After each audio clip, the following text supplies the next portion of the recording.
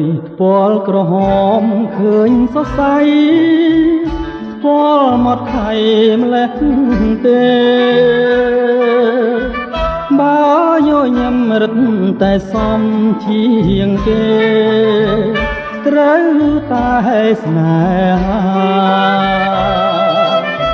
ថ្ពាល់ក្រមុំថ្ពាល់ក្រពុំព្រហ្មចារីថ្ពាល់រីកមេចាំងភ្នែកថ្ពាល់រលោងថ្ពាល់រលោងចំឡែក10000ភ្នែកមើលមិនឆ្អែតទេ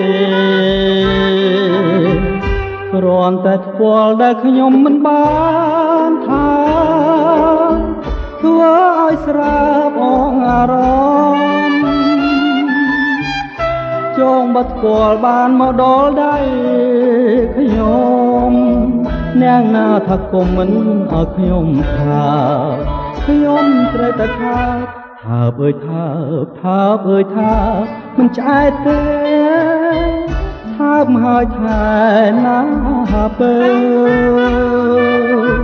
តើថ្ពាល់អូនសម្រាប់នាងណាទៅឬថ្ពាល់ត្រូវនឹងច្រមុះបង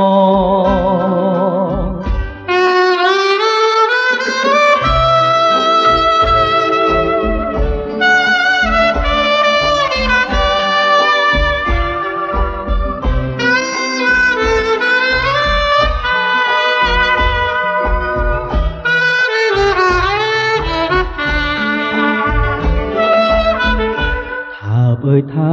ថាអើយថាមិនឆ្អែតទេថាមហើយថែណាបើតើថ្ពាល់អូនសម្រាប់នាងណាទៅឬថ្ពាល់ត្រូវនឹងច្រមុះបងឬថ្ពាល់ត្រូវនឹងច្រមុះបង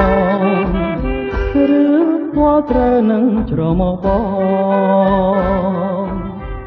ឬថ្ពាល់ត្រូវនឹងច្រមុះបង